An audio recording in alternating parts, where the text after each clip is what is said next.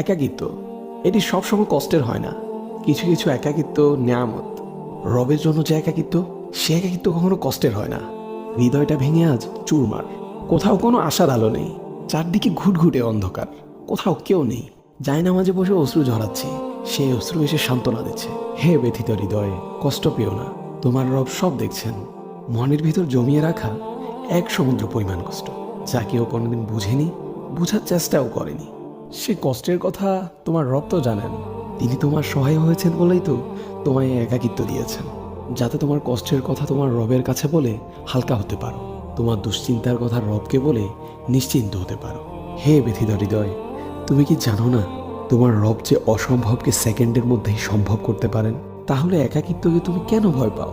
যে একাকিত্ব তোমায় বারবার রবের দিকে নিয়ে যায়, রবকে স্মরণ করিয়ে দেয়। হে ব্যথিত হৃদয়, কষ্ট পেও না। শীঘ্রই তোমার রব তোমাকে এত দিবেন যে তুমি সন্তুষ্ট হয়ে যাবে।